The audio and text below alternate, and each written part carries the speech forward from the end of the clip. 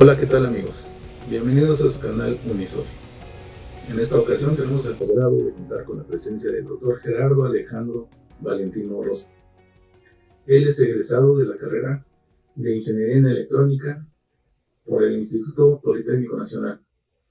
Realizó sus estudios de maestría en el CSIC de España y obtuvo su grado de doctor en ciencias en el CINVESTAB. Actualmente realiza actividades de docencia tanto en la Universidad Autónoma de Querétaro como en el propio Instituto Politécnico Nacional. Simultáneamente, realiza tareas o actividades de investigación en la Sociedad Interdisciplinaria de Biomimética y Bioingeniería Asociación Civil, de la cual es director general, en conjunto con el Hospital Juárez de México. Pues bien, démosle la bienvenida al doctor Valentino Orozco, que dicho sea de paso, es un muy buen amigo mío de hace mucho tiempo.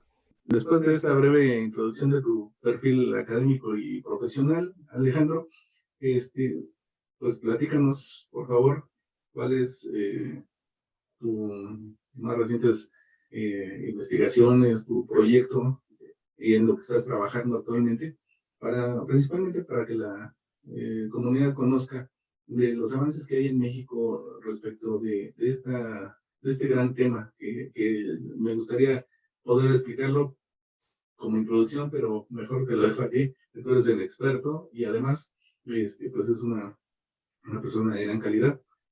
Vamos a dar paso entonces a que nos hagas el favor. Muchas gracias por estar con nosotros. Sí, gracias, buenos días. Primero que nada, darte las gracias por la invitación y la atención que tienes tú y toda tu audiencia. Decirles que la ciencia es una parte esencial del país, ha sido de alguna manera relegada, poco apoyada. Los investigadores seguramente andamos siempre padeciendo de los recursos. Y muy en particular, las ciencias interdisciplinarias, es decir, donde están en juego más de una, pues generalmente tienen otra gran problemática que es tratar de conjuntar habilidades, conocimientos, ¿sí? Y talento, porque se requiere de varias áreas que pues, aparentemente son aisladas para conjuntar un trabajo. Entonces, yo les voy a hablar sobre una ciencia que es la cibernética. Eh, Nosotros tenemos ya una amistad de 40 años, es decir, comenzamos conociéndonos muy pequeños, pero un poco antes de precisamente de conocernos en los años 70, había una serie de televisión, algo así por el 76, que se llamaba The $6 Million Man, ¿no? Entonces, era el hombre de los $6 millones, de los cuales les quiero compartir porque seguramente pues, mi niño no lo conoce, seguramente mucha gente no lo conoce, porque no todos son de nuestra edad, pero nosotros veíamos esto en la televisión.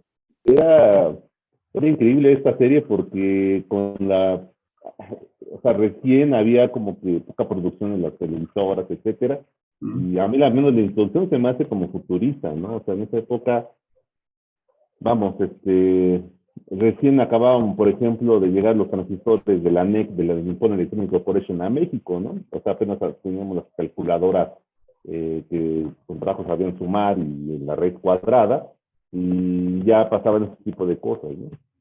Entonces, desde siempre a mí me sonaba esa parte donde decía, lo reconstruiremos.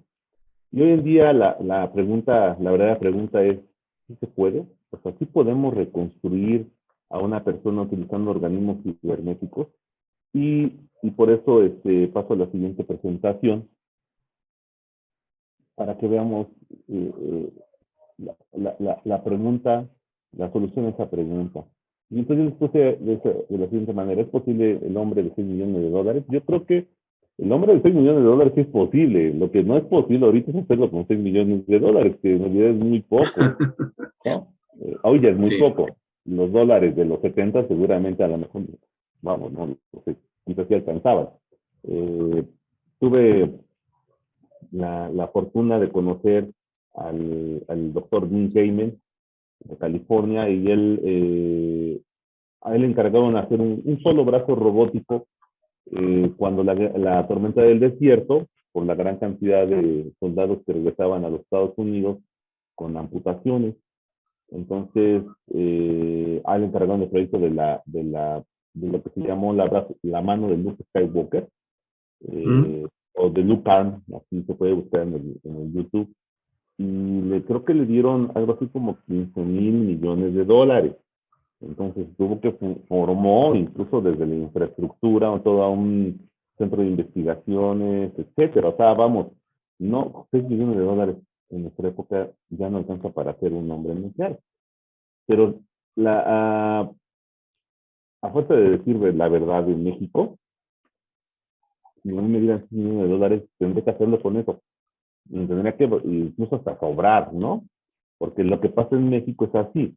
Te voy a dar para que hagas esta prótesis, por ejemplo, pero te tienen que alcanzar para 3, 4, porque no basta con hacer. No hay nadie que te vaya a dar tanto dinero por una sola cosa. ¿Sí? Y entonces vamos a ver, si se puede. Y quiero comenzar con una reflexión filosófica que nos proporciona uno de mis autores favoritos, José Luis Borges, en un cuento muy breve que se llama El Aleph. Y para él el Aleph era un punto fulgurante en donde una esfera algo así como 3 centímetros, 3.5 centímetros, que era un punto fulgurante donde cabía todo el conocimiento de la humanidad, de su pasado, su presente e incluso el futuro de la misma, ¿no?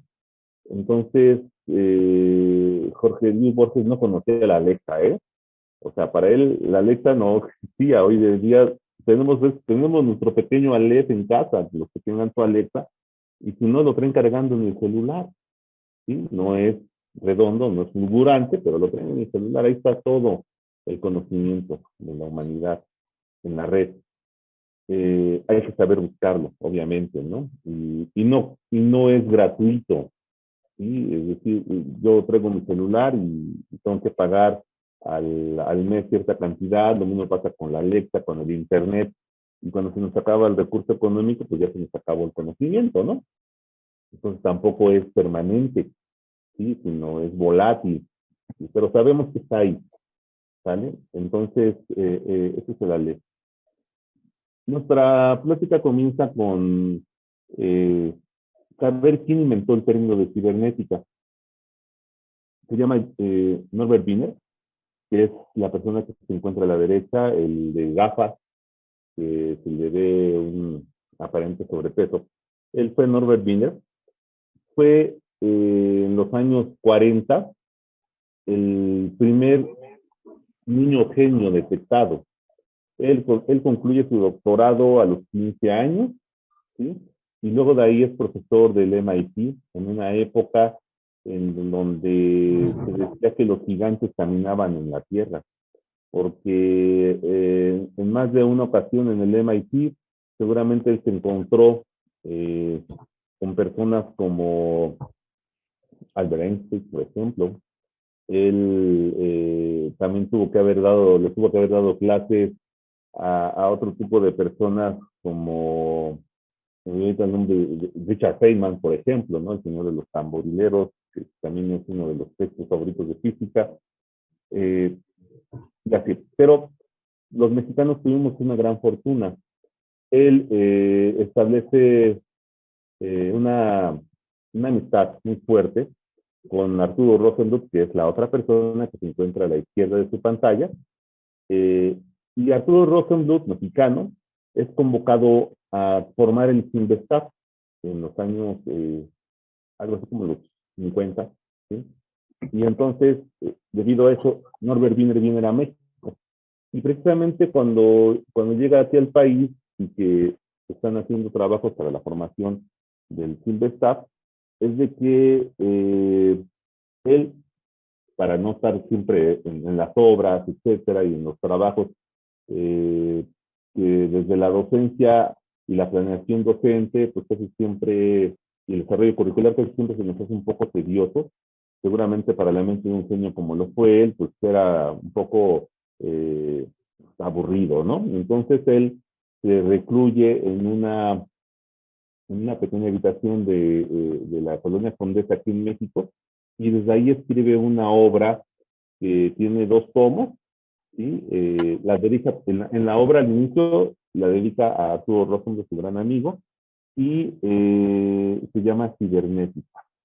Y cibernética, bueno, en realidad se llamaba la interrelación entre los animales y las máquinas. Y a esa relación a él, de forma muy general, muy escueta, le llama cibernética. Entonces, para él la cibernética es, se asemeja a lo siguiente. Va una persona manejando un avión, ¿sí? Y trae el timón. Y entonces, una noche de tormenta, totalmente oscuro, y lo único que observan a lo lejos es un faro, ¿sí?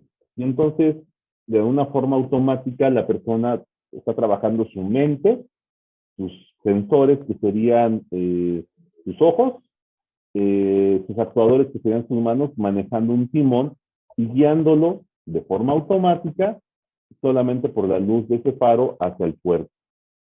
Y es precisamente a esa acción de control en la cual se interviene el cerebro y sus periféricos, tanto sensores como actuadores, eso es a lo que él le llama cibernética.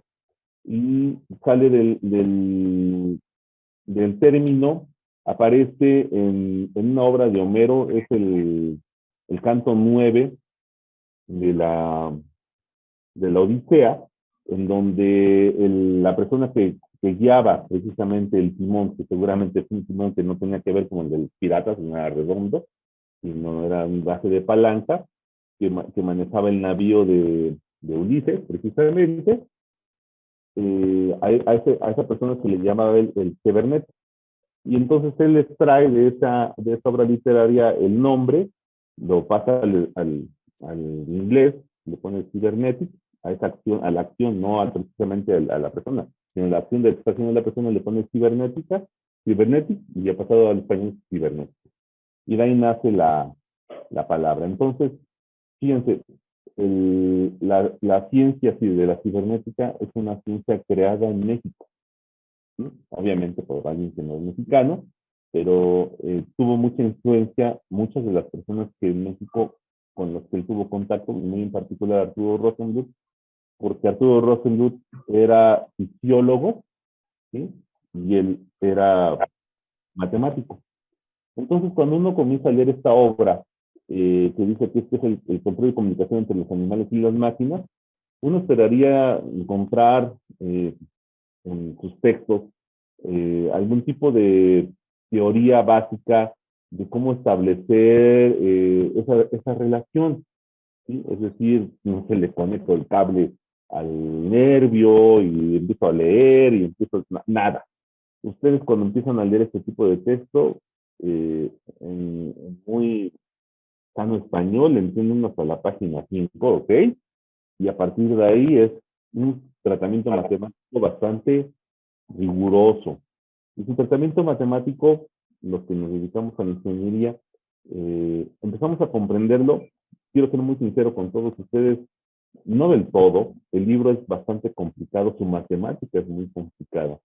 Pero a final de cuentas, una vez de que empieza uno a incluso establecer ya desde ahí un trabajo interdisciplinario con matemáticos precisamente, es que empieza a encontrar uno la relación hacia lo cual él quería llevar la cibernética. Se trata de lo siguiente. Hay un proceso, el que sea. Imagínense ustedes, no sé, su lavadora o la licuadora, etcétera. Hay partes que entran, ¿sí? Con las que estoy alimentando el proceso, en este caso es X, y hay un producto. Y por ejemplo, aquí en la licuadora, y no voy a hacer un licuado de mamey, pues le echo la leche, le echo el mamey, le echo el azúcar, etcétera, la canela, o la vainilla, y al final tengo mi proceso ya, a final de cuentas, es el, el licuado, ¿no? Y hay una parte que es la retroalimentación. La retroalimentación, sin que intervenga la persona, ¿sí? Pues seguramente, si es un proceso automatizado, pues es el tiempo, por ejemplo, ¿no? El tiempo que yo tardo en elaborarlo, el sonido de la máquina, cuántos ciclos le voy a dar, etcétera. Y eso es lo que pasa con todas las máquinas que tenemos en las casas o en las industrias, si están totalmente automatizadas, pues decimos que ya está en un proceso de control. Pero ¿qué pasaría si el proceso precisamente fuera un ser vivo o un ser humano? Y entonces aquí habría otro tipo de circunstancias, porque las señales que yo detecto de ese proceso biológico, para empezar, ninguna son lineales. ¿Qué me refiero con que son lineales? Es decir, ninguna tiene un comportamiento predictivo. Por ejemplo, no sé, siempre que tenga cierta presión cardíaca, tengo esta temperatura. Nunca va a pasar eso. Todo está en nuestro organismo variando. ¿Sí? Todas las señales que salen de nuestro cuerpo están variando en frecuencia, en amplitud, la temperatura varía de una forma muy extraña, no sé, los ácidos gástricos, el flujo cardíaco, todo.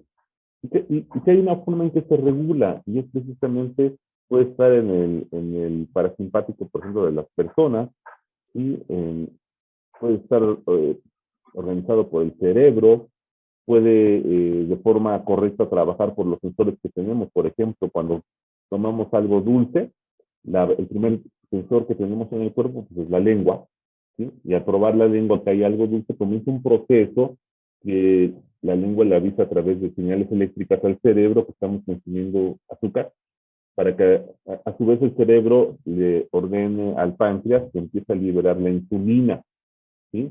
Y de esa manera mantener controlado todo el proceso, pues para que se realice eh, la, eh, eh, la digestión, por ejemplo. Cuando todo esto está en orden, ¿sí? Se le llamaría homeostasis, o cuando hay un desorden, hay un total desequilibrio. ¿Sale? Entonces, precisamente de eso se trata, cómo meter en las ecuaciones matemáticas los procesos naturales que tienen los seres vivos, muy en particular los animales, ¿sí? Porque los seres vivos también están, hay otros reinos que no vamos a abarcar, y nos vamos a referir al reino animal, y muy en particular al ser humano. Y entonces ahí empieza toda la gran problemática de cómo hacerlo. El cerebro, eh, que a final de cuentas es todo aquello que controla nuestro cuerpo, de alguna forma lógica, se puede observar que el cerebro lo está haciendo, pero también hay procesos en los cuales no lo notamos, vamos, nosotros nunca estamos pensando cómo estamos respirando, ¿sí? Y sin embargo nuestra respiración está siendo regulada, ¿sí? Nosotros no estamos pensando, por ejemplo, cómo va fluyendo la sangre en nuestras venas, y sin embargo pasa. Entonces el cerebro está a cargo del control de todo nuestro cuerpo, ¿sí? Aparte que tiene los procesos mentales, tiene una parte que es la memoria, o sea, es nuestra gran computadora. Para poder de alguna forma discernir qué es lo que está pasando y cómo el cerebro está tratando de regular ese tipo de señales, pues sería muy importante saber qué es lo que está diciendo el cerebro. Y entonces, así de manera de burla o de juego, pues hay referencias de hace 2 siglos, por ejemplo, donde las personas intentan conocer de la forma en que ellos tenían a la mano los procesos mentales, ¿no? Y ya cuando se empezó a inventar la electricidad, es decir, cuando otras personas como Tesla, por ejemplo, empezaron a jugar con los campos electromagnéticos, pues es de que incluso hay referencias, algunas son memes de la época, otros pues sí son referencias serias, donde empiezan a conectar electrodos al cerebro para tratar de saber qué es lo que está pensando. En nuestros días hay varias formas de empezar a intuir esto. La más avanzada es la forma gráfica, y la forma gráfica más conocida es el conectoma humano. El conector humano es una gráfica, es la que aparece aquí a su izquierda, es una gráfica en colores, en este caso está en colores, donde cada una de esas líneas que se ven ahí, azules, anaranjadas, amarillas, verdes, etcétera, violetas, eh, representa un proceso eléctrico del cerebro. No puedo decir exactamente que se refiera a un proceso mental, ¿sí? O un pensamiento, pero es lo que nos está, es la única forma en la que podemos analizar, ¿sí? Lo que está pasando en los procesos del cerebro. Quizás ahora lo que pasaría es, por ejemplo, yo estimularía el cerebro. ¿Cómo puedo hacerlo? Primero, yéndome a su parte más primitiva, ¿sí? O reptiliano en este caso, como quieran decirlo, y darle a la persona un estímulo, que puede ser, por ejemplo, una luz, una intensidad de luz muy luminosa a través de, no sé, un LED, y esperar a ver gráficamente, graficando el campo eléctrico, se me olvidó decir, esto es la gráfica del campo eléctrico del cerebro, para ver qué es lo que está pasando. Y quizás repetirlo y de esta manera intentar sacar un patrón, o un sonido, o darle una sustancia, por ejemplo, no sé, vinagre, ¿no? Para ver si esa alteración, cómo la capta el cerebro, etcétera. Y entonces, lo que quiero expresar con esto es de que el mapa de los procesos mentales en el cerebro se le llama conectoma humano. Conocer el conectoma humano es un proyecto que tiene muchos científicos alrededor del mundo, que se asemeja a lo que pasaba con el genoma humano cuando no se conocía en su totalidad. Se prevé que este conocimiento del conectoma humano se dé en no más de 2 décadas a partir de esta fecha. Bueno, más bien a partir del 2020. Entonces, 2040 sería así como el máximo tiempo para dar a conocer los procesos que tiene el conector humano. Y en esto precisamente de esta competencia de conocimiento estamos metidos muchas personas alrededor del mundo. Y aclaro, no puede hacer una sola persona, tiene que ser procesos interdisciplinarios donde actúen varios. Entonces, lo que estamos buscando, traducido, es lo siguiente. El cerebro tiene procesos mentales a través esos procesos mentales son descritos por el conectoma humano, y las computadoras tienen procesos mentales que están descritos en los procesos cibernéticos, ¿sí? Que están en el espacio cibernético. ¿Qué tenemos que hacer? Encontrar precisamente a un traductor, ¿sí? Entre los procesos mentales del conector humano con los procesos cibernéticos de la red o de las computadoras. Buscamos la piedra roseta de la comunicación entre ambos. La piedra roseta, si recuerdan ustedes, es, eh, es, un, es un tratado económico que surgió en la época de los egipcios, que estaba labrado en piedra, es decir, que era cuneiforme, ¿sí? Y, eh, y estaba escrito en 3 idiomas, en jeroglíficos egipcios, estaba escrito en griego y estaba escrito en romano. Y entonces, ¿qué es lo que les pongo ahí en esa imagen? Y entonces, a través de eso, empezaron a hacer una interrelación entre lo griego y lo romano con los jeroglíficos que aparecen arriba, porque era exactamente lo mismo en los 3 idiomas, y a partir de ahí es de que se comenzaron a obtener datos para poder leer la escritura de los egipcios. Pues exactamente igual, o un proceso similar, es lo que estamos buscando. Pero ahí quiero hacer una aclaración, quizás lo que no es correcto es la forma en la que lo estamos buscando, ¿sí? A final de cuentas, lo que nos puede llevar precisamente al conocimiento es una técnica de programación basada en la metaheurística, porque son procesos heurísticos que tienen una gran cantidad de información. Y esos procesos, esa metaheurística, al final de cuentas, lo que va a pasar es algo como lo que ustedes en otra gran referencia pop que les voy a dar, que era encuentros cercanos del tercer tipo, ¿no? Donde cuando llegaban los alienígenas, los terrestres, para poder intentar comunicarse con ellos, pues llevaban una especie como de lámparas gigantes y les mandaban un bit a la nave extraterrestre, y esperaban a ver qué les regresaba la nave extraterrestre, que también les regresaba la misma información. y le mandaron 2 bits, la nave les contestó 2 bits, pero hubo un momento en que mandaron cierta cantidad de bits en un orden específico y la nave ya no le contestó exactamente lo mismo, es decir, que ya no estaban repitiendo la información, sino que ahora ya estaban ellos mandando una información de respuesta al estímulo. Algo similar va a pasar con la descripción del genoma. ¿Sí? Que seguramente, igual que los encuentros cercanos del tercer tipo, le enviaremos un bit al cerebro y esperaremos su respuesta en una persona que seguramente tiene que estar sedada para que la respuesta no tenga que ver con un proceso mental, sino directamente, un proceso mental generado por la persona, sino que una respuesta primitiva del cerebro. Y a partir de ahí quizás encontrar una forma de comunicarnos con el cerebro a través de la computadora y viceversa. ¿Sí? Bien. A lo que vamos es encontrar una forma. Yo quiero decirles, ser muy sinceros también con ustedes sobre este asunto.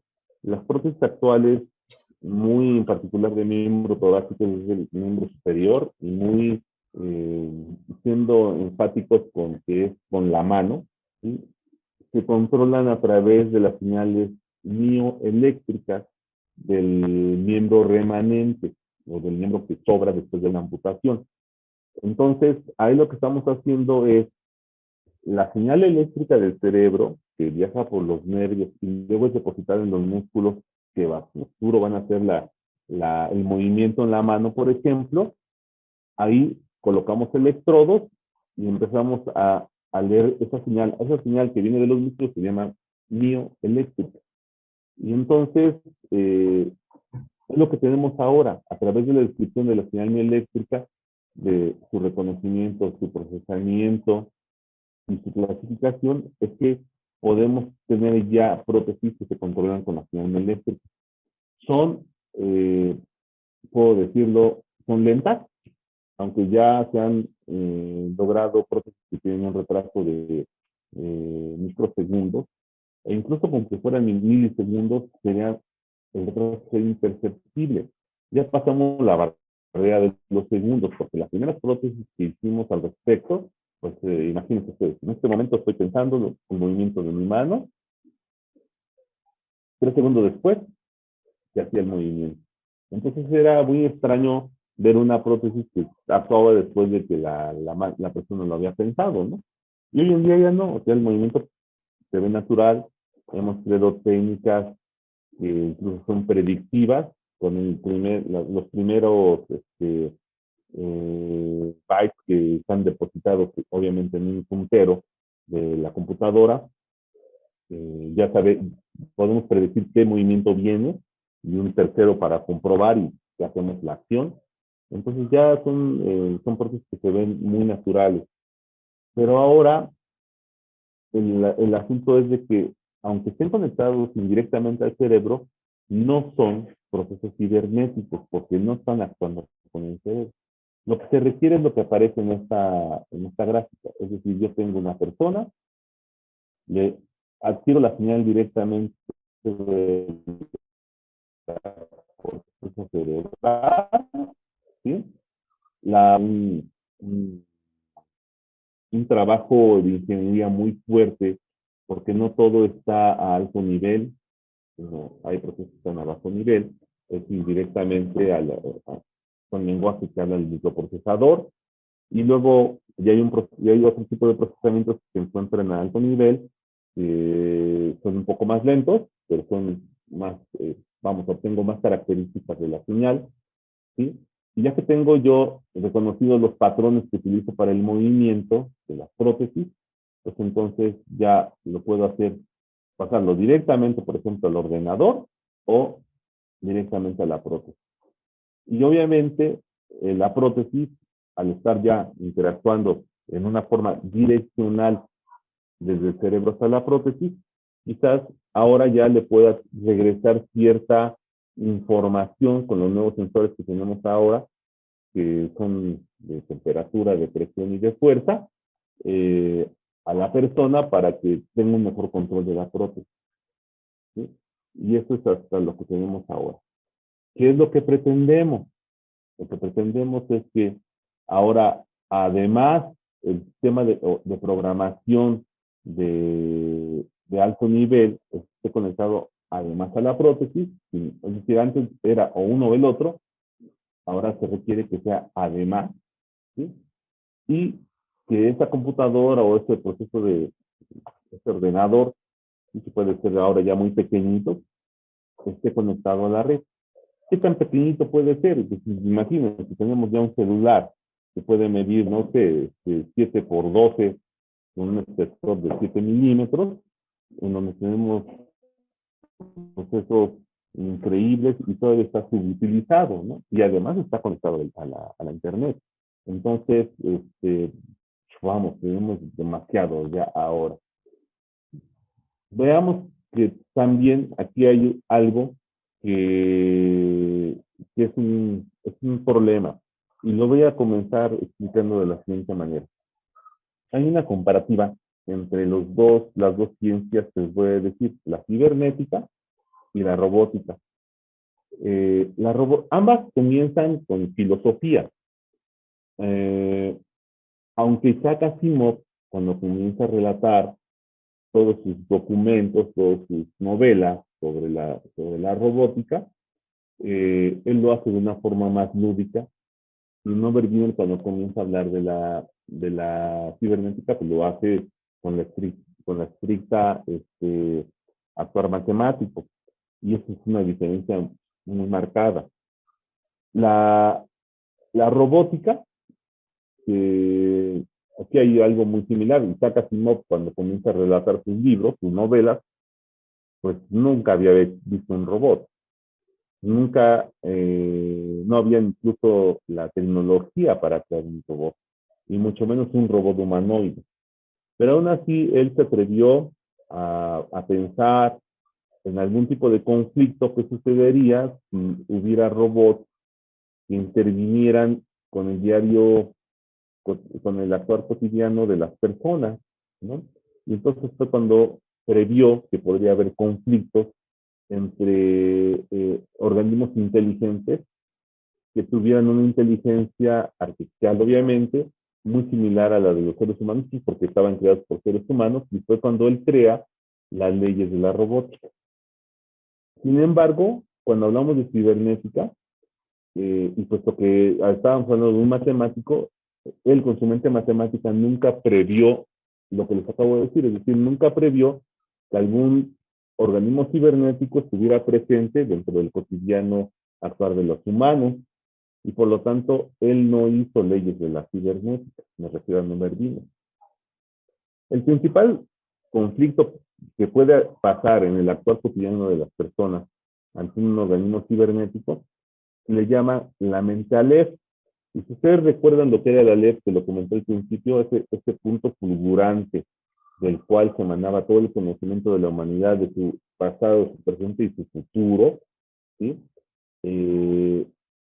Estuviera presente a través de la relación o de ese cable o ese bus de datos bidireccional entre el cerebro y la computadora conectada a la internet, pues entonces toda la información de la humanidad, de su presente, su pasado y su futuro, que se encuentra en la red, en la nube, y puede ser bajada directamente por el cerebro de esa persona, entonces toda esa información se encontraría en la mente de esa persona, en su cerebro, en sus procesos mentales. Y esa persona, cuando tenga su cerebro se llamaría la mente Aleph. Sí, su mente se llamaría la mente Aleph porque tendría toda esa información dentro de su cerebro. Esa persona pues sería lo más parecido a un dios, ¿sí? Porque él tendría a su mano la forma para realizar todo lo que la humanidad ha hecho hasta este momento y toda la información necesaria para poder hacer lo que la humanidad desearía a futuro. Seguramente muchos pensaríamos, bueno, si yo tuviera esa capacidad de información en mi cerebro, pues me iría directamente a hackear todas las cuentas bancarias de los grandes empresarios y me haría supermillonario, ¿no? Pero créanme que yo creo que es lo último que pensaría una persona con la mente alerta. Pero sin embargo, eso es el conflicto principal, que tendría esa persona transformada, a los cuales ya le hemos puesto, incluso por los cómics, los metahumanos. ¿Sí? Ese metahumano o cyborg, que sería el producto de aplicarle a un ser humano la cibernética, interferir su cerebro y producir ese tipo de información, o transhumano, se le llama cyborg. Y entonces un cyborg es un ser compuesto por elementos orgánicos, obviamente. Para poder seguir siendo humano, tiene que preservar algunas partes de su cuerpo. En este caso, seguramente tiene que ser los sistemas neuroendócrino, cardiovascular, el renal y el reproductivo. Aunque la reproducción de un ser como él ya tendría que ser un proceso diferente, porque él podría ya reproducirse de forma cibernética en cada uno de los ordenadores, por ejemplo. ¿Sí? Entonces, la parte reproductiva que está ahí presente por ser humano y porque es parte del instinto de la supervivencia de los humanos, puede salir de ahí, lo cual le quitaría a él el carácter humano. Nosotros somos así, estamos siempre en la búsqueda, estamos eh, intentando crear cosas y estamos buscando hacer ciertas cosas, sabiendo que nos vamos a morir y no vamos a llevar nada a la tumba. Siempre lo estamos haciendo de esa manera porque tenemos el instinto de reproducción, ¿sí? Y porque el tiempo se nos acaba, está medido. Un cyborg no tendría ya tiempo, ¿sí? Porque incluso él podría tener la información para reproducir cada uno de los órganos que le quedan y seguir vivo por muchísimo tiempo, ¿no? Entonces, pero evidentemente, además de tener estas características, pues debe tener tecnología embebida en su cuerpo. Entonces, ¿qué se requiere? Un sistema cibernético como el de Steve Austin, lo que requiere es lo siguiente. Es, primero, ¿cómo lo voy a conectar? ¿Cómo yo voy a conectar todo este sistema? Que puede ser, por ejemplo, una prótesis de falta tecnología, ¿sí? Primero, ¿cómo lo voy a conectar hasta el cerebro? Se requiere un sistema de integración que forma parte de un implante. Estaría insertado en alguno de los huesos, en este caso, pues va directamente al húmero, ¿sí? De la persona, porque le voy a conectar una prótesis de miembro torácico. Se requeriría una prótesis craneal con electrodos. Esto va acá arriba, ¿sí? Un bus de datos, y yo lo bajaría directamente por debajo de la piel. Esto es lo que le estoy diciendo, es de que a la persona evidentemente pues, se quitaría la tapa del cráneo. En lugar de esta se colocaría una prótesis craneal que puede estar hecha por metilmetrilato, que es un plástico, o con las nuevas impresoras puede estar hecho incluso en un material biocompatible como el titanio, por ejemplo, ¿sí? Un baño de algún otro tipo de sustancia que lo haga más biocompatible, ¿sí? Y a través de una cirugía yo podría colocar esa base del cráneo con los electrodos. Y esto es más que obvio que aquí lo que se requiere, vamos, no creo que haya alguien que diga, yo quiero que me practiquen esta cirugía, igual es falla, ¿no? Entonces, tendría que ser en alguna persona que haya sufrido, por ejemplo, un accidente, ¿sí? En donde su vida está en peligro y tuvo que ser salvado de no morir a través de una cirugía en el cerebro. Entonces, estamos hablando de personas que hacen actividades de alto riesgo y que es muy probable que sufran un accidente de este tipo. No es para cualquier tipo de persona. Y obviamente se requiere todo un gran proceso ético para llegar a eso. Pero estamos viendo si se puede o no se puede, ¿sí? Entonces, un sistema protésico de alta generación, que esto pues vamos a ver si ya lo tenemos. Y obviamente necesitamos programación eh, casi todo con sistemas de inteligencia artificial, donde también quiero que sepan que los mejores programadores que uno puede encontrar generalmente son muy jóvenes, incluso niños, ¿sí? que, los, que una vez que aprenden el lenguaje de programación les plantees el reto para hacerlo. Algo pasa con los chicos que estudian programación, y a cierta edad pues, se vuelven muy productivos en cuanto a la programación, producción que generalmente llegando a los 30 empiezan ya a pensar en otro tipo de cosas y al final de cuentas pues no tiene que ver con eso. Entonces, yo casi puedo augurar que los que logren este tipo de programación pues van a ser personas de una edad no tan avanzada. Y al final solucionar el problema ético de la mentalidad. Entonces, veamos qué es lo que tenemos. La primera parte era cómo conectar el sistema tecnológico, como la prótesis, al cuerpo humano, y era a través de un sistema de osseointegración con implantes, que es lo que aparece aquí. Miren. El de la derecha, la imagen de la derecha es una radiografía tomada a la persona ya con el implante. ¿Sí? Y entonces el implante es esto que ustedes observan aquí. Está hecho en titanio, en este caso, y constituye un clavo centromedular que entra, por ejemplo, en este caso al fémur, ¿sí? Y que genera un bloqueo, por ejemplo, en esta zona aquí se puede observar mejor, un bloqueo para que la piel, los músculos y todos los tejidos en donde se hizo la inserción del implante tengan una capa de biocompatibilidad que evite el paso o el ducto, o que no es un ducto para las bacterias que puedan ocasionar una infección, por ejemplo. Porque como está conectado directamente al hueso, si entra una bacteria, la que sea, seguramente esta persona dura muy poco tiempo, porque la infección va directamente al hueso. Y entonces, ya están, estos se han logrado, ahorita les voy a enseñar uno. Las prótesis, ¿sí? Las prótesis, estas ya las tenemos. Les voy a enseñar, por ejemplo, estas dos que tengo aquí. Primero, la transfilial. Esto ya lo he mostrado en varias ocasiones con uno de sus pacientes. Pero obviamente aquí yo todavía puedo observar que tienen ambas piernas el socket, ¿sí?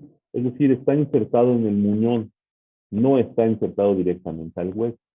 Pero sin embargo, el sistema protésico a esta altura no tenemos ningún problema, incluso si fuera bilateral, ¿vale? Pero todo esto es porque al final de cuentas es transfilial, es decir, son las tibias. Tenemos una parte muy importante que es la rodilla que sigue funcionando en el caso de esta persona. Vamos a ver esta. Y aquí ya es transfemoral unilateral del pie derecho, ¿sí? Pero está haciendo, y por eso este video es importante, está haciendo la acción de subir escaleras por marcha. Es decir, con la prótesis sube un escalón, con el pie sano sube el siguiente escalón, etcétera. ¿Sí? En este caso, pues van a disculpar, el movimiento de la persona es aún un poco torpe, porque tiene escasos media hora que se le instaló la prótesis. Entonces, pues obviamente necesitan un tiempo para adaptar, pero ya se puede, o sea, se puede subir escaleras. Esto, si fuera un producto comercial alemán, por ejemplo, el supuesto sería de aproximadamente entre 2.5 y 4.5 millones de pesos. Y está hecho con tecnología mexicana por nosotros. Sí, voy a poner una pausa. ¿Sí? Y no es tan caro. ¿Vale? Es irrisorio comparado con el precio que les acabo de decir. Más arriba, prótesis de cadera. ¿Sí? Esto sí es un proceso, es un producto alemán, hecho de Tobox. Ajá. Y aquí lo que nosotros hicimos el trabajo sobre él, pues fue directamente sobre el socket. Y fue algo un poquito complicado, porque él le habían dejado un tramo de fémur que nos estaba estorbando. Y prótesis, por ejemplo, deportivas, como estas, ¿sí? Donde pues, se puede observar que debido a la edad, a la condición física de la persona, pues pueden recuperar no solamente su marcha normal, sino incluso hacer ejercicio, hacer actividades deportivas a muy alto nivel, ¿no? Entonces, sobre el asunto de las prótesis no tenemos ya mucho trabajo que hacer, o sea, hay que ir perfeccionando, pero ya guiándolo al asunto cibernético, pues bueno, ya es una base en la cual podemos trabajar muy sólidamente.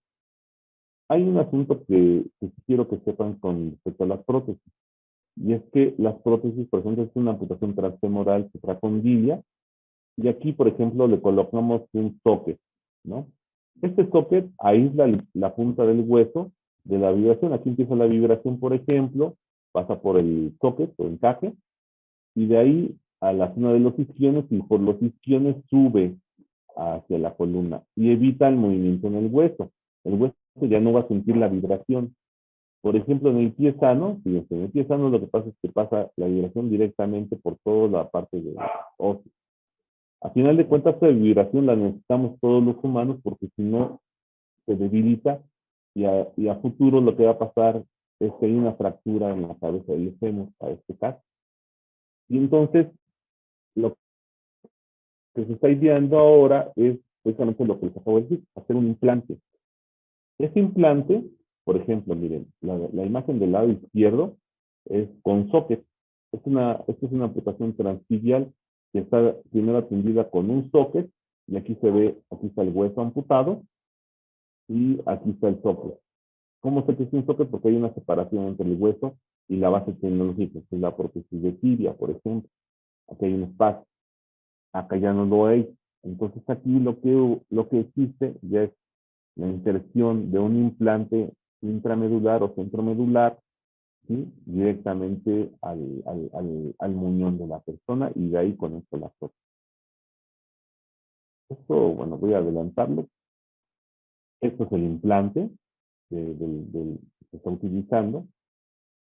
Voy a adelantar esto. Y lo que se requiere es precisamente a esto. Una persona amputada, hay que hacer una inserción. Es tal cual el procedimiento, ¿eh?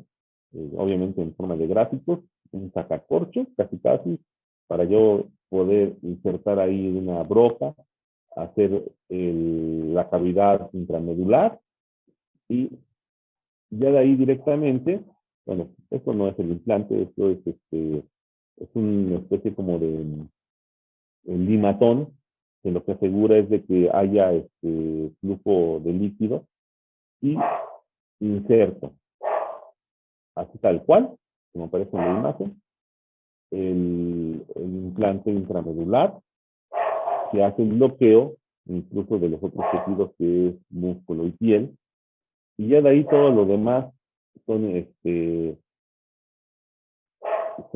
son mecanismos biomecánicos para yo poder insertar a estos la prótesis.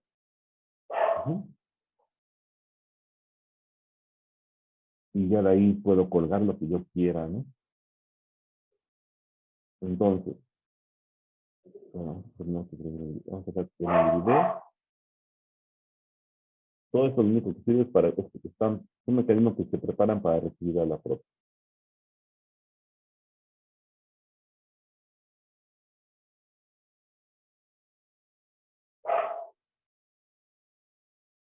Y bueno, y este video ya muestra a una persona con un implante. Aquí ya no hay socket, es directamente su muñón con el implante colocado, y la gran diferencia es de que a una persona que usa un socket aproximadamente por 15 años, que aísla cierto hueso, terminará con una fractura, y generalmente habrá que proceder a otro tipo de prótesis, quizás haya que hacer otra amputación, etcétera. Y la persona que tiene un implante, una vez que está consolidado y de hecho biocompatible eh, todo el sistema, ya no va a tener este problema. Va a poder él caminar bien de por vida, y obviamente como vamos avanzando en tecnología, pues podría ir incluso escalando en cuanto a su prótesis. Ahora, ¿qué pasa? En la parte pélvica, es decir, los miembros pélvicos, las piernas, pues ya no son un gran problema, ¿saben? Incluso podrían, la mayoría de las prótesis pueden ser biomecánicas. Obviamente hoy en día ya no hay aparato, no hay dispositivo que no tengamos que conectar a la internet. Lo mismo las prótesis, ¿no? Pero la única diferencia que hay entre una prótesis que te da información directamente, o que tiene información directamente de la red, pues que conocerías cuántos pasos diste, cuántas calorías consumiste, datos como ese tipo. Créanme que una persona con amputación, o al menos los mexicanos, es lo que menos nos interesa, ¿no? Lo que nos interesa a las personas es regresar a su vida productiva, seguir trabajando, etcétera, pues porque tenemos otro nivel de vida, pero en los países como los Estados Unidos, los alemanes, etcétera, pues sí están en la búsqueda de los gadgets, ¿no? Yo les digo que son gadgets que estén haciendo una prótesis. Pero el miembro torácico es algo diferente. Ahí está el verdadero reto. Entonces, mire, les voy a decir el caso de una persona, mujer, fue mordida por un mapache, tuvieron que amputar porque la infección pasó por el nervio radial directamente, escaló, y entonces le amputaron directamente en la zona del húmero, y bueno, aquí está la cirugía de la amputación, y es ella. Ajá. Entonces, a ella le están preparando para colocar una prótesis que no es cibernética, pero es de alta tecnología. Miren, observen aquí. Entonces, todo se controla a través de esta banda que contiene sensores mioeléctricos, ¿sí? Sensores y actuadores mioeléctricos, o más bien simuladores mioeléctricos. Y ahora, esta persona lo que está pasando con ella es de que la prótesis tiene tacto. Va a haber un momento en que van a ver cómo rozan entre los dedos y ella está sintiendo la sensación, ¿sí? Y esto origina, al haber este tipo de estimulación, que tenga más precisión en el cierre de su prótesis. Ahí no la ha instalado la prótesis porque es un proceso que lleva un poco de tiempo. Él es Daniel Ruiz, que es el doctor Daniel Ruiz es parte de nuestro equipo de trabajo. Él es Johnny Mateni. Johnny Mateni es la única persona en el mundo que tiene instalado un brazo que, sin ser cibernético, sí tiene mucho de lo que ya les acabo de explicar. Fíjense, ahí está Johnny Mateni, tiene su clavo centromedular directamente al húmero y ahí le van a colocar su prótesis. ¿Sí? Entonces, la prótesis, vamos, no tiene ningún problema. Esta es la banda de sensores. Tampoco tienen ningún problema, pero son eléctricos. No están conectados directamente al cerebro. Es más que obvio. ¿Sí? Y aún así, siendo muy eléctricos, tiene un control muy bueno directamente sobre su prótesis. Puede hacer cosas. Tiene un agarre de aproximadamente 12 kilogramos fuerza. Entonces, vamos, aquí quiero decir algo, de una prótesis de miembro torácico, lo importante no es hacer las cosas con fuerza, sino hacerlas con precisión. Es decir, pueda tomar un huevo sin romperlo, o pueda tomar una pesa de 12 kilos y levantarla, ¿sí? Que además, y lo voy a mostrar en el siguiente, bueno, un video adelante, las prótesis ya tienen que tener retroalimentación, ¿sí? Vía la señal nerviosa, y eso lo vamos a ver. Aquí lo que voy a mostrar es las prótesis craneales. Las prótesis craneales, por ejemplo, en este caso, sobre un accidente, es colocar a través de primero la gráfica con algún sistema de visión que puede ser resonancia magnética nuclear o puede ser tomografía computarizada, mapear la base craneal que fue dañada, y una vez que tenemos esto basado en el extremo opuesto, o si volaron toda la base craneal, que es casi imposible que una persona sobreviva a un proceso en el que hayan volado toda la base craneal, pero si lo hubiera, pues sería de otra persona, pero generalmente quedan restos como el que está aquí, ¿sí? Y de una vez que tengamos esto, que está basado en su propio cráneo, en la parte que está sana, de una sola toma de resonancia magnética nuclear, en un proceso que no dura más allá de un par de horas, imprimirlo directamente en una impresora de polvos metálicos, que puede ser de titanio, y esa debe de conservar orificios en los cuales yo coloque los sensores que son directamente de campo eléctrico, son electrodos, y poder colocarlos en, en esa prótesis craneal y bajar el bus de datos por debajo de la piel hasta llegar a la parte donde se encuentra el implante.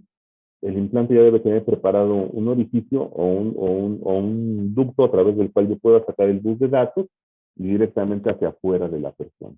Y una vez que ya tenga yo todo eso, ya puedo tener un sistema que puedo controlar directamente de la base del cerebro. ¿Cuál es el rollo con esto? ¿Y por qué no nos ha salido? Porque las prótesis craneales sí sirven para, de alguna manera, evitar bueno, sustituir esa parte del cráneo que ya ha sido retirada, ¿sí? Por proceso quirúrgico, pero en los electrodos, en la base de los electrodos, ahora tenemos el grave problema de que en cada uno de esos pequeños electrodos la corteza del cerebro empieza a producir una cicatrización y esa cicatrización evita que haya transmisión eléctrica, es decir, mientras no haya cicatrización recibimos señal. El proceso de cicatrización en el cerebro tarda algo así como 8 días y a partir de esos 8 días ya no recibimos nada porque esa cicatriz está impidiendo que haya transmisión de señal eléctrica hacia el bus de datos. Entonces, se está trabajando ahorita muy fuertemente. Los experimentos no son en ser humano, obviamente son en animales, con algunos baños que se le tengan que dar a los electrodos. Y se está trabajando ahorita en diferentes técnicas, por ejemplo, utilizando polipirrol dopado en yodo, ¿sí? Que produce biocompatibilidad y es muy buen conductor eléctrico. Quitosán ya no. Quitosán ya es una sustancia que no vamos a utilizar. Y parece que todo tiende a que sea utilizando el carbono.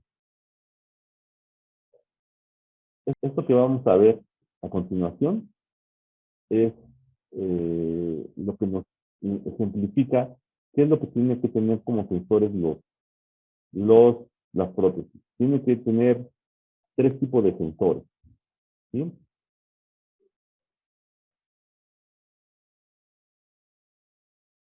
Sensores de contacto, sensores de temperatura y sensores de fuerza. Porque el movimiento es un proceso que ya se puede llevar a cabo sin ningún problema, pero ahora la información que va de regreso hacia, hacia el cerebro de la persona es muy importante. Entonces, vamos a concluir. ¿Se puede? Sí, sí se puede. Ya tenemos los sistemas de integración con implante, que son estos que se encuentran aquí, trabajados en México sin ningún problema. Ya tenemos la base de craneal electrodos, sí, la tenemos, y con el pequeño problema, bueno, el problema de la cicatrización, y que hay que trabajar a través de otra parte, de integrar otra técnica con otras personas que son expertos en biocompatibilidad, que también estamos trabajando, ¿sí? El sistema protésico de nueva generación, yo creo que es el que tiene menos cantidad de problemas. Ya hemos hecho varios. Eh, Ahora con la creación y la implementación de las impresoras de 3D, incluso con polvos metálicos, pues todo eso es casi automático. Es decir, todo se basa en el diseño y de ahí a imprimir o a procesos de CAM, es decir, máquinas automatizadas que te puedan maquinar, por ejemplo, en aluminio o en inoxidable de una manera muy rápida. La interfaz en cerebro-ordenador tenemos bastante, ¿sí? La programación, yo creo que es donde vamos a tardar un poco. Yo les decía, les mencionaba que tenemos un par de décadas para hacerlo. Yo creo que los mexicanos lo vamos a lograr antes. Yo puedo aventurar a decir que no estamos a más de 10 años de lograr esta parte, ¿sí? Porque me refiero que sea bilateral, unilateral del cerebro a la prótesis, eso ya lo tenemos, pero ahora de la prótesis y la conexión vía internet hacia el cerebro, pues eso yo creo que tenemos que trabajar muy fuertemente, pero yo no lo veo más allá de 15 años. Y al final, pues la solución al problema ético de la mentalidad. Y aquí viene un conflicto que sí quiero plantearles. Yo le mencionaba a Ulises, es necesario que hagamos esa conexión directamente del ordenador que está conectado a su vez al Internet, al cerebro de la persona, porque la prótesis cibernética puede funcionar sin problemas directamente así del cerebro hacia la prótesis. Y eso lo podemos tener en muy poco tiempo, ¿sí? Con un buen apoyo, en muy poco tiempo se puede tener, no más de 5 años, ¿sí? Incluso con los sensores de temperatura, de contacto y de fuerza. Eso es algo que casi puede ser de manera inmediata si tuviéramos los recursos. Pero la otra parte es, como le mencionaba Ulises, el de conectar a esa persona directamente su cerebro a la internet para que ese cerebro pueda sacar información directamente de la internet para esa persona, procesarla y tenerla como su proceso mental.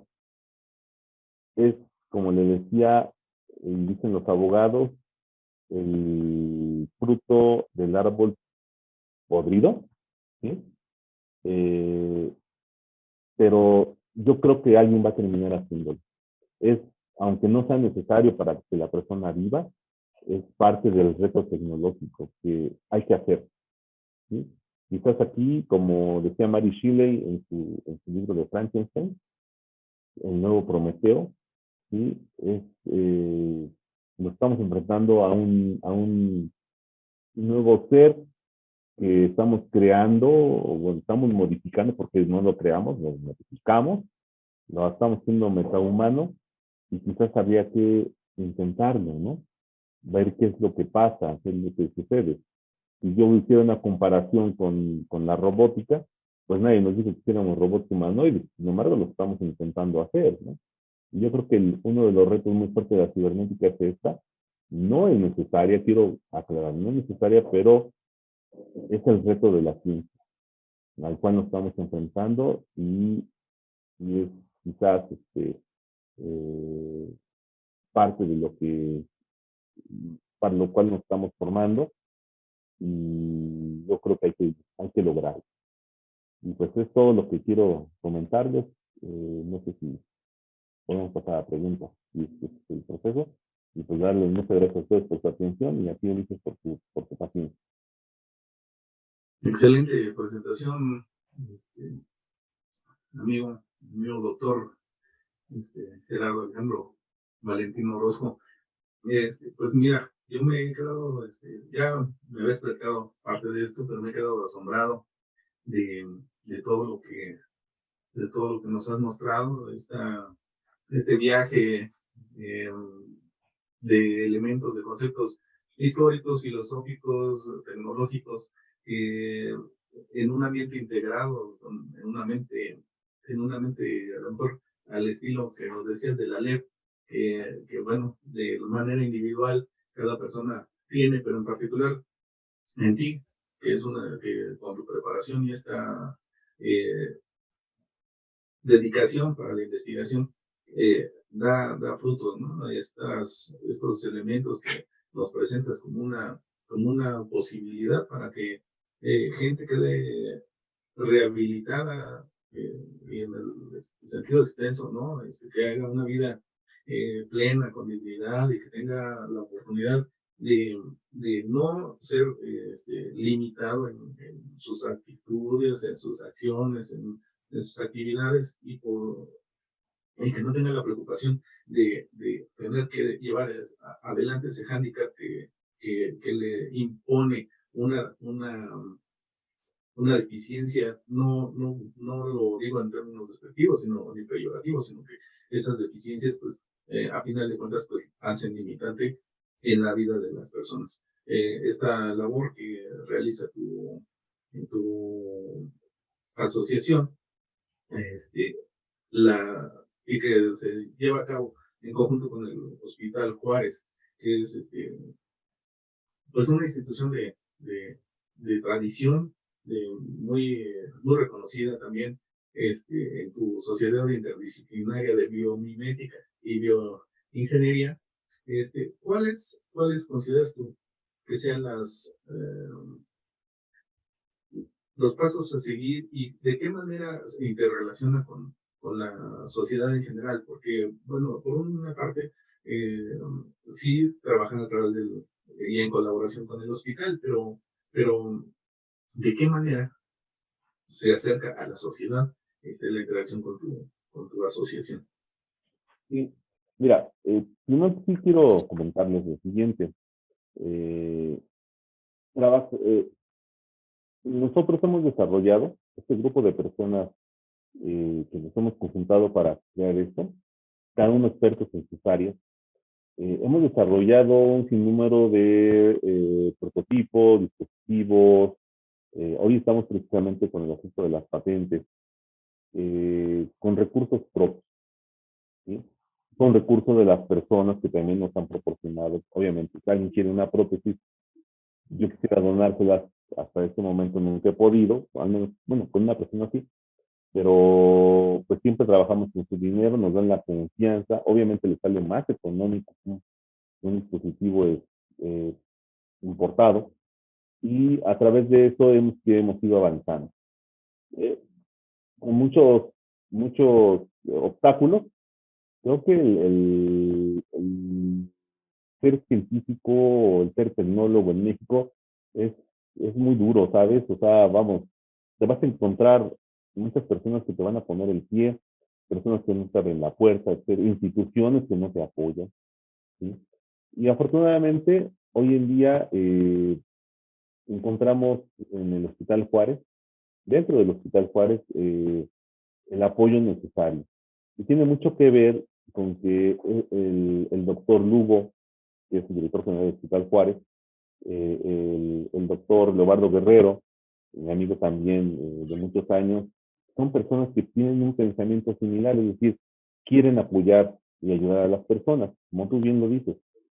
Entonces, lo que estamos procurando hacer ahorita, tanto CIBIO, de la Sociedad Interdisciplinaria de Ingeniería, perdón, de Biomimética y de Ingeniería, del Hospital Juárez de México, es sentar las bases, y esto va a pasar este año, para que en años futuros las personas puedan obtener una prótesis tanto de miembro pélvico, es decir, la pierna desde la cadera, la rodilla o el tobillo, no importa la amputación, como el miembro torácico, desde hombro hasta la mano, de una forma gratuita, ¿sí? Puedan acceder gratuitamente. Bueno, obviamente, como es parte de la Secretaría de Salud, tendrán que tener su pago, que siempre es mínimo, ¿sí? No sé, no desconozco administrativamente cómo se está manejando ahorita, pero bueno, es un seguro que todos, como el INSS, como el INSS, etcétera, todos pagamos. Puede ser del empleo, puede ser directamente, pero es muy poca la cantidad, y que tengan un servicio integral, porque la gran problemática en nuestro país, que es muy diversa, esa problemática, comienza con los asuntos psicológicos. Y muy pocas instituciones, yo creo que ninguna, les da el tratamiento, por ejemplo, después de la amputación psicológica. Y quiero hacer un poquito más allá de eso, es decir, ¿por qué llegaron a la amputación? Y casi siempre llegaron a la amputación porque no fueron atendidos correctamente a tiempo. Entonces, las enfermedades en México, muy en particular la diabetes mellitus tipo 2, que se conoce en el mundo como la enfermedad de los mexicanos, es una enfermedad, por ejemplo, yo he estado en otros países y en España dicen, ya te dio la mexicana, ¿no? Es decir, te amputaron la pierna pues porque tenías diabetes, ¿no? Entonces, no es bien tratada. Y no es porque no tengamos las facultades o el conocimiento en México para tratarla, sino porque generalmente las instituciones eh, no guían a las personas para que tengan un tratamiento integral previo a una amputación. Es decir, desde el principio eh, deben tener un tratamiento que está basado en el ejercicio, en la alimentación, etcétera. Y en México no pasa. Personas que tienen diabetes, por ejemplo, siguen pensando que les inyectan insulina es malo, ¿no? Cosas así, porque también tiene que ver ahí la cultura de Claro. las personas. Y ya después, de la que pasó el evento de una amputación, pues ahora tengan un proceso que sea lo más sencillo, lo más humano, ¿sí? A partir de la cual primero su tratamiento psicológico, su rehabilitación físico-atlética, porque si viene la otra, a mí me ha pasado, he instalado prótesis a personas y no se les, que no llevaron una buena rehabilitación física, porque no se las dio nadie, y Sí. llegan incluso al infarto, ¿no? ¿Por qué? Porque su corazón no estaba preparado para recibir esa prótesis, ¿no? Entonces, lo que se trata es que ese tratamiento que va a llevar las personas en el Hospital Juárez, que también tengan esa parte, se instale un dispositivo que les sirva para subir escaleras. Con esto quiero decir que en el caso de los miembros pélvicos, o sea, de las piernas, el reto es subir las escaleras. Y las prótesis que instalamos en México, que son generalmente de origen alemán, que suben escaleras, el costo mínimo es de 300,000 pesos. Y de ahí para arriba. En México se amputan diariamente 75 personas del miembro pélvico por diabetes mellitus. Y tenemos un rezago aproximado como de 4 millones de personas con amputaciones, ¿sí? Casi ya. El problema es que todos son de edad avanzada. La diabetes mellitus llega a consecuencias como esta después de los 50 años. Entonces, si hiciéramos un cálculo de los 3, 4 millones de personas que les falta un miembro y requieren una prótesis por la cantidad que les acabo de decir, 300,000 pesos, estaríamos Oh, en los billones, en los trillones de pesos, ¿no? No hay país, no hay gobierno en ningún país del mundo que pueda sostener o que pueda darle prótesis a todos, ¿sabes? Entonces, pero vamos, el chiste es empezar. Y la ambición que tenemos en esta asociación de Juárez Sirio es que a finales de este año comencemos con, obviamente, como todo, empezaremos con 2, luego con 10, luego, así como pandemia, ¿no? Y quizás el objetivo sea en un plazo de 2 años tener 200 y en un plazo de 5 años tener 1000, ¿sí? Pero es gratis. Ajá. El asunto es gratuito y hecho con tecnología netamente mexicana, ¿no?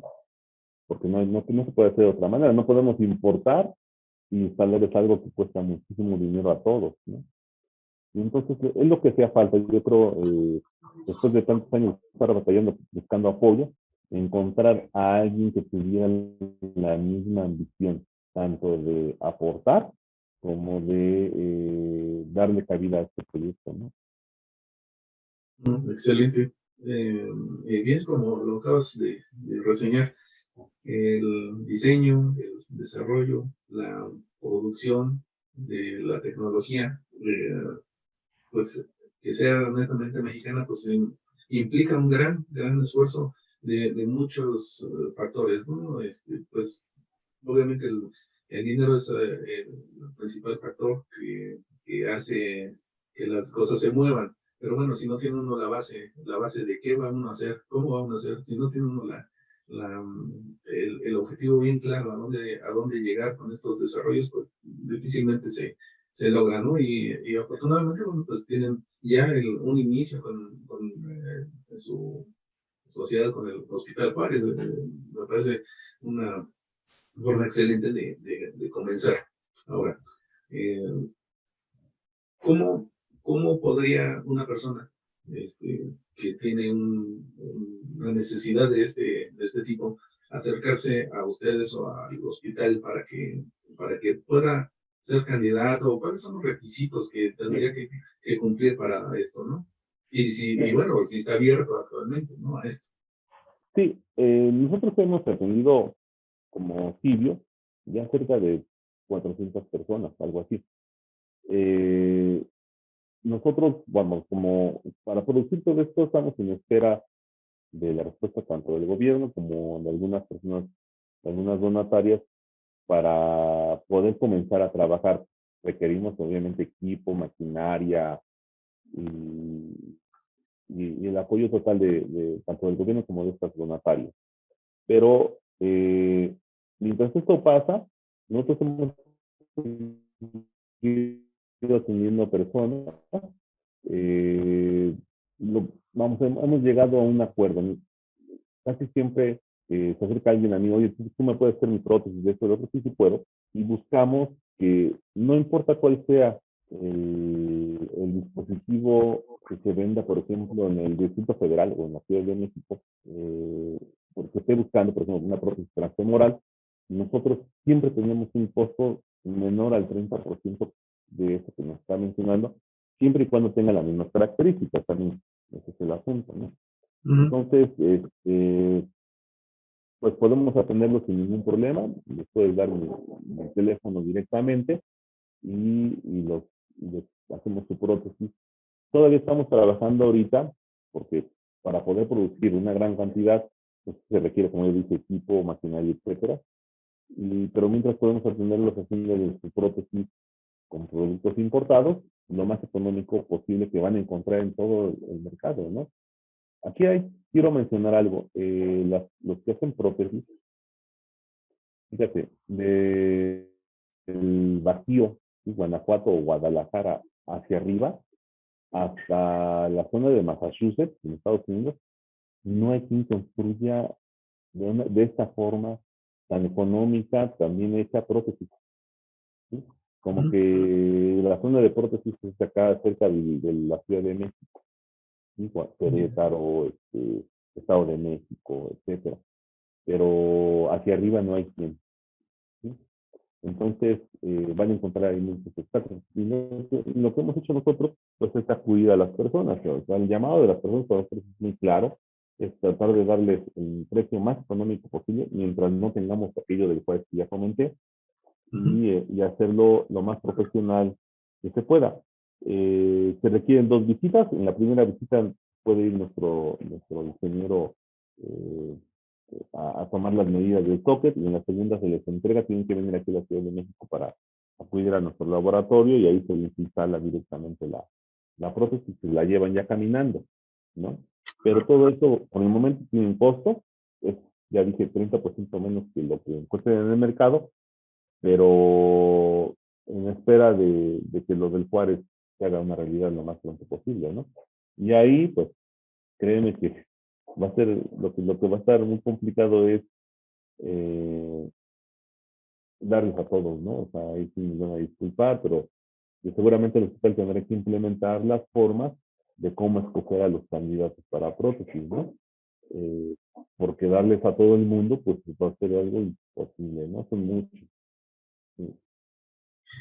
Sí, claro, quisiera uno que fuera democratizado, ¿no? Y normalizado la forma en que se atienden y se les da estos beneficios, ¿no?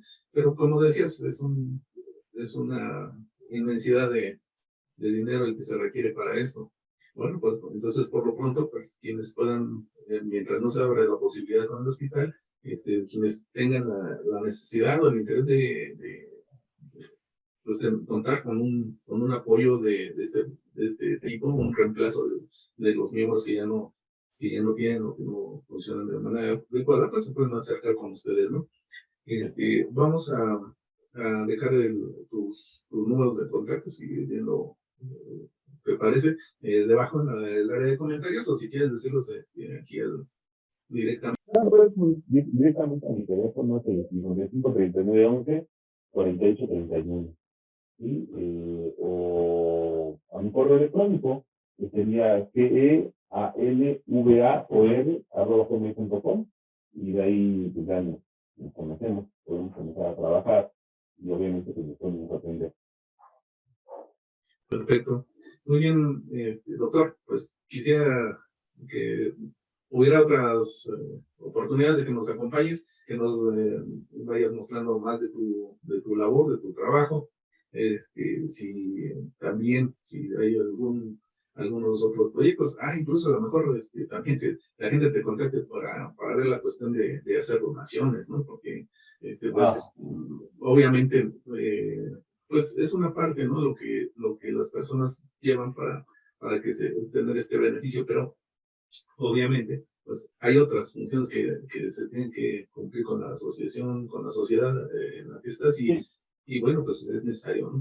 Sí, ahorita lo que estamos haciendo, vamos, ha habido personas que para iniciar el proyecto nos han donado. Eh, y puede ser de dos maneras, ¿sí? Es decir, apadrinando a un par de personas, o tres, o cuatro, y con sus prótesis.